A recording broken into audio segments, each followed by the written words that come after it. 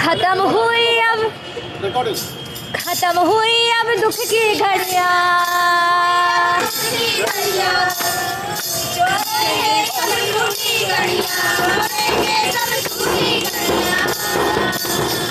हमने देखा था सपना,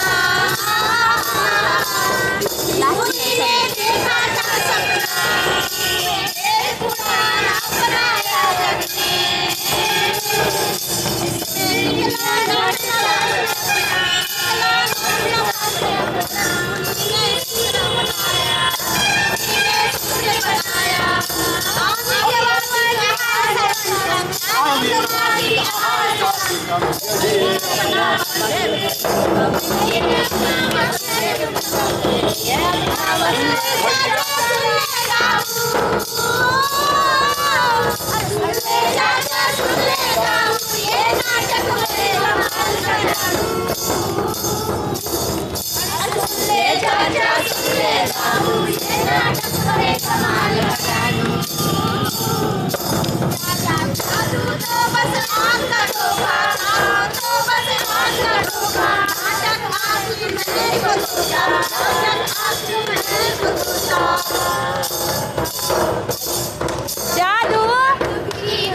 जादू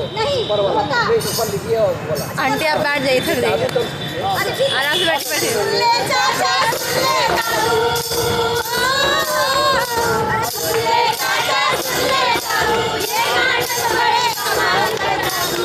जादू? कैसा जादू? हाँ, जादू मतलब नाटक एक जादू ही तो है। कहना क्या चाहती हो? अरे यही कहना चाहती हूँ कि यही कहना चाहती हूँ कि नाटक में कितना आकर्षण होता है, सभी लोग खींचे चले आते हैं। और एक पते की बात बताऊँ, मतलब सच मानो तो कल्पना की ये जादूगरी हमारे भारत से ही तो शुरू हुई थी। आज से 2500 साल पहले जब अलग अलग देशों में लोग गुफाओं में डरे डरे सहमे सहमे से रहते थे, तब हमारे यहाँ नाटक खेला जाता था। और जानते हो कि नाटक के आधार को क्या कहते हैं? क्या कहते हैं? नाट्य शास्त्र, यानी कि पंचम वेद। नाट्य शास्त्र, पंचम वेद। अरे 4 वेद के बारे में तो सुना है, कि पंचम वेद के बारे में तो मैंने कभी सुना ही नहीं। सुनाती हूँ सुनाओ। तुम लोग की वजह से ही हमारी सभ्यता और संस्कृति एकदम पिछड़ गई है। अरे ज्यादा भाषण मत दो, पंचम वेद के बारे में बताओ। तो सुनो, चतुर्थ वेद यानी कि अथर्व वेद तक आते आते हमारे पुरखों ने mathematics, science, medicine, surgery, astronomy, astrology सब चीज़ के बारे में जान गए थे। तभी तो इस विश्व को हमारे देश में जीरो के बारे में बताया, यानी कि पृथ्वी गोल है, भूगोल और ग्रह 9 है जो सूरज के इर्द गिर्द चक्कर काटते रहते हैं। और एक और बात बताऊँ, क्या है? फिर लोगों को क्या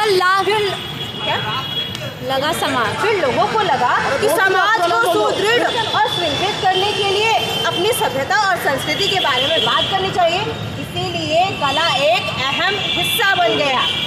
पंचम वेद अर्थात नाट्य शास्त्र लिखा गया, जिसमें साहित्य, गीत, संगीत, नृत्य, ललित कला आदि सब कुछ समाहित है, जिससे लोगों को ज्ञान मिलता है, खुशी मिलती है, हर्ष मिलता है।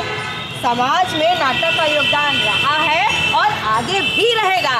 तो एक बात बताओ, ये पंचम वेद लिखा किसने था? ये तो बात पते की बताई। पंचम वेद लिखा किसने था ये कौन बताएगा? अरे बच्चों, बताओ बच्चे, बताओ पंचम वेद के बारे में। पंचम वेद किसने लिखा था? हमारे महान ऋषि हुए थे भरत मुनि, उन्होंने लिखा था नाट्य शास्त्र।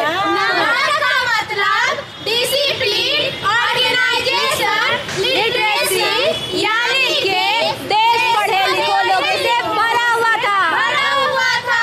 तभी तो नालंदा, तक्षशिला, विक्रमशिला भारत में ही था। देखा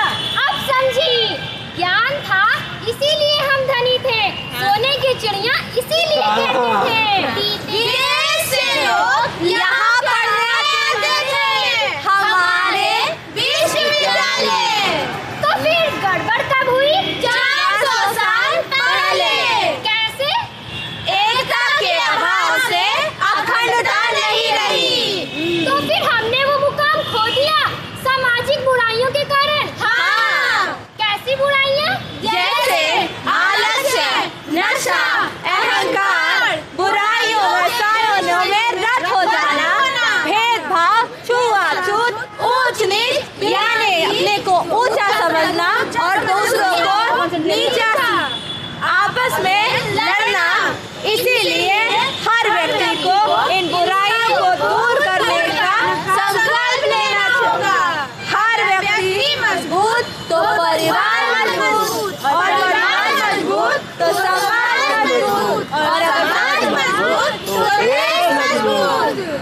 परिवार से याद आया, G20 में मोदी जी कह रहे थे 1 अर्थ 1 फैमिली, पर ऐसा क्यों? यही तो हजारों साल पहले महाउपनिषद में कहा गया था, वसुधैव कुटुंबकम, वसुधैव कुटुंबकम, यानी कि 1 अर्थ 1 फैमिली। मैं भी कुछ कहना चाहती हूँ। क्या कहना चाहती हो? कोरोना काल के बारे में, जब पूरे विश्व में कोरोना का संकट आया था, तब भारत से बनी दवाइयाँ पूरे विश्व को फ्री में दी गई थी। इससे लोगों की जान बचाई गई थी। इसे ही कहते हैं जियो और जीने दो। इसी को तो कहते हैं वसुधैव कुटुंबकम, वसुधैव कुटुंबकम, वसुधैव कुटुंबकम। वसुधैव कुटुंबकम का इससे बड़ा उदाहरण क्या हो सकता है? पूरा संसार हमारा परिवार है, और अगर इसी विचार को लेकर बढ़े तो हमारा भारत सोने की चिड़िया बन सकता है। चिड़िया को सोने का आवरण पहनाने में नाटक का बहुत बड़ा हाथ है। बहुत बड़ा हाथ है। अब देखो, पूरे वर्ल्ड में जब लोग लड़ रहे हैं, बच्चा सबको धन्यवाद दीजिए। वाह वाह वाह वाह भाई वाह वाह। अब देखो, तुम भी वाह कर देना। जाओ। वाह वाह वाह, बहुत बढ़िया, बहुत बढ़िया। अब सुनो, मैं बताता हूँ। नाटक को दोनों बने। क्या बोले? 1 मिनट। आवरण देने में नाटक का बहुत बड़ा हाथ होगा। दुनिया को सोने का आवरण देने में नाटक का बहुत बड़ा हाथ है। अब देखो, पूरे वर्ल्ड में जब हम लोग लड़ रहे हैं, तो हम भारत रंग महोत्सव के माध्यम से देश विदेश के लोगों को गले लगा रहे हैं। इससे हमारा ज्ञान भी बढ़ रहा है और हमारी संस्कृति भी मजबूत हो रहा है। ये इसी तरह अगर चलता रहा तो पूरा विश्व सोने की चिड़िया बन जाएंगे। गाना है, गाना है।